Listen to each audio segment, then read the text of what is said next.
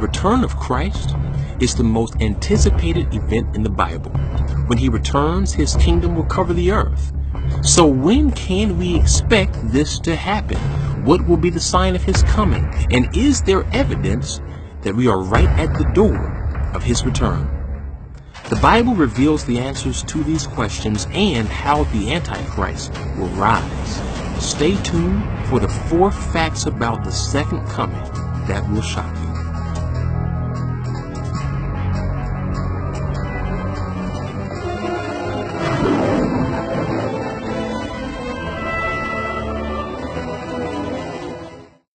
Fact number 1. The return of Jesus happens when the gospel has reached all nations. The number 1 question believers and non-believers have is, why hasn't Jesus returned yet? What is the delay? When is he going to come and gather up his church and then reign on the earth? It's been almost 2,000 years. What's going on?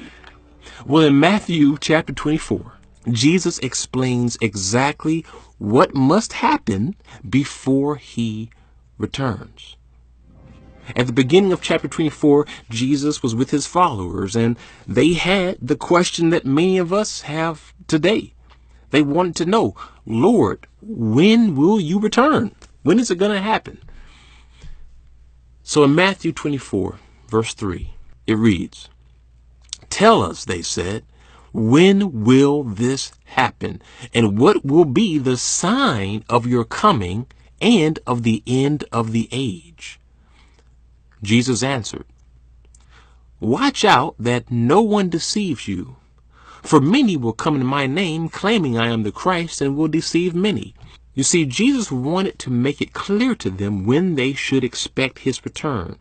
And so in verse 6, he's going to begin to let them know exactly what must happen before he returns. Verse 6, "You will hear of wars and rumors of wars, but see to it that you are not alarmed. Such things must happen, but the end is still to come."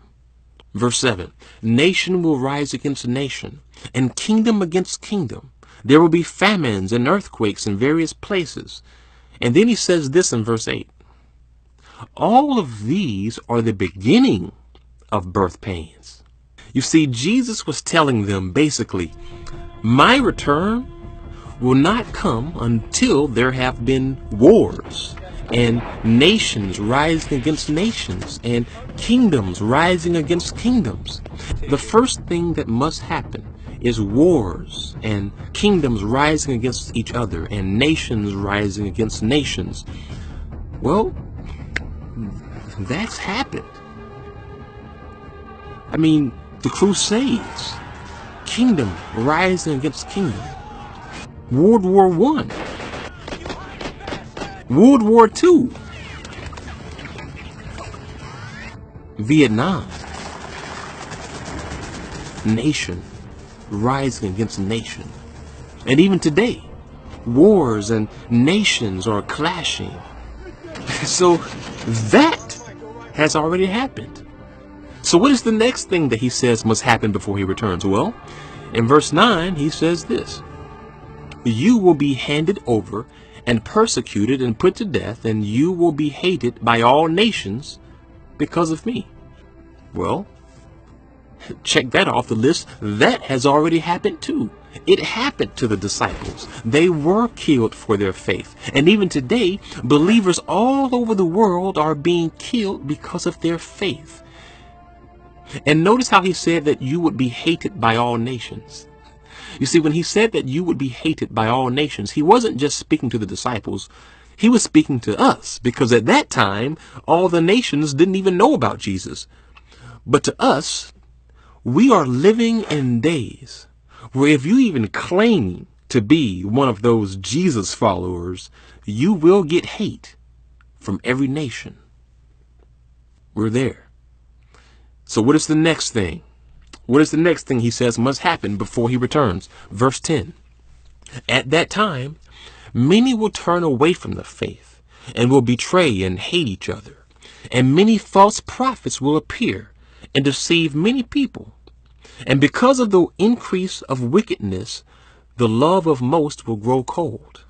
But the one who stands firm to the end will be saved.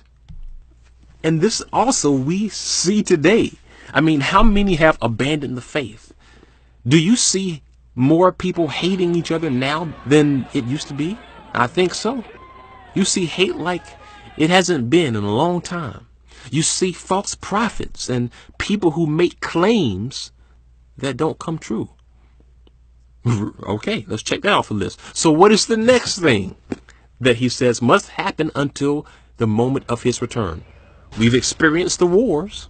Okay, we've had the wars. We have seen believers killed for their faith. We've seen hatred among people. What is the final thing that he says must happen before his return? Here it is. Verse 14.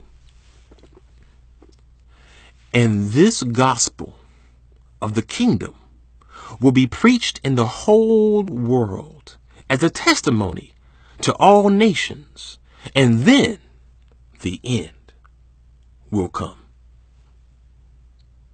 And that's it. That's it. He says his return doesn't happen just after there have been wars and earthquakes. No, he says his return happens when every nation has heard the gospel of the kingdom. Wow. Now I want to show you something here. When you look at the word for nations, it is the Greek word ethnos. And in the Greek, you will see that in the Bible, that word ethnos primarily refers to Gentiles. And Gentiles refers to non-Jewish nations. You see, when Jesus was on the earth talking to his 12 disciples, only the Jewish people in Israel knew about him. But he wanted them to know that he wouldn't return until every nation, even those who aren't Jewish nations, has heard about his message.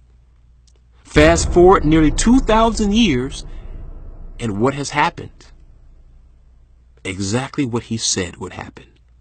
Jesus did not fade away in history. The writings of his disciples, they didn't disappear. And we now live in a world where just about every nation knows who Jesus is. That he is a king, and that he has a kingdom, and that he will return.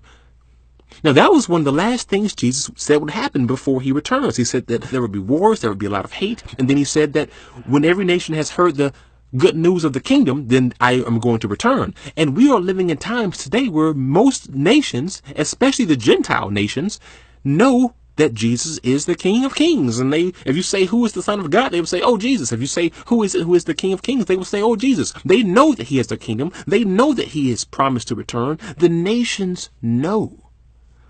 By and large, we are living in the fulfillment of what he said would happen. We have had the wars. We have had the hate. And now, for the first time in history, just about every nation knows who he is. In fact, with YouTube, just this video alone is reaching every nation.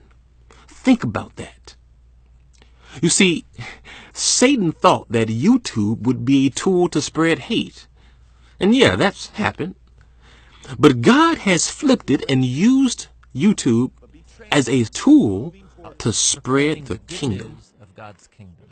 In these last days, it has become one of the #1 tools that is reaching every nation with gospel-centered teaching explaining the kingdom of God. Remember, Jesus never said that every person would hear his message. What he said was every nation would hear. And in this generation, God has allowed technology to advance for the purpose of doing what the people in Jesus' day would have thought impossible, and that is reach every nation with God's kingdom in a single day. Jesus said it. The last thing that would happen is that the world would hear the gospel. And we're there. We are getting there, if we're not already there. If you have found yourself somehow watching this video, It's not coincidence. The gospel is reaching the world. Spread this message wherever you can. Share it. Post it. Spread the gospel.